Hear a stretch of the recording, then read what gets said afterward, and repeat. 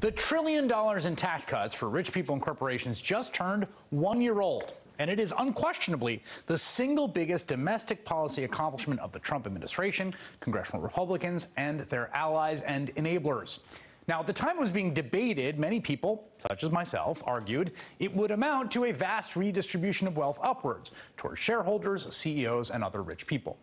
One of the arguments by Trump and his fellow Republicans was that no, this was not just handing cash to rich corporations so they could give it to their shareholders and make them even richer. Instead, it was going to unlock a brand new era of capital investment in America.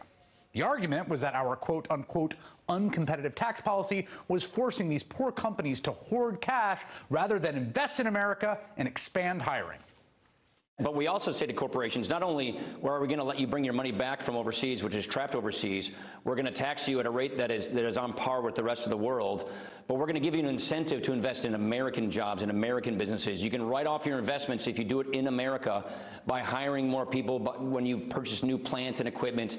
So we are convinced, and the studies are really clear, workers benefit, wages go up, more jobs occur, but most importantly, we need to put the American economy in a better competitive position so that we can compete and win jobs and get faster economic growth. The studies are clear, says the Wonk Prince. At the time, many of us pointed out this was preposterous. Corporate America was swimming in capital with ultra-low interest rates and no obstacles to investing more.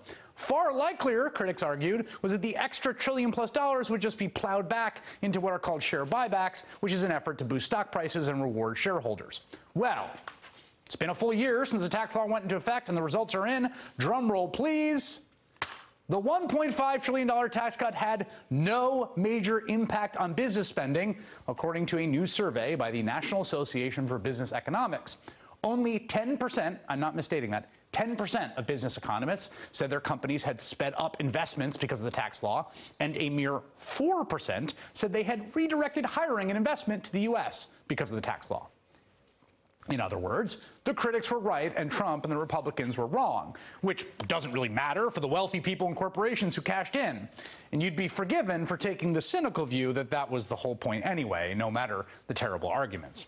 I would just urge you to keep that in mind the next time these same people come around selling their latest round of tax cuts.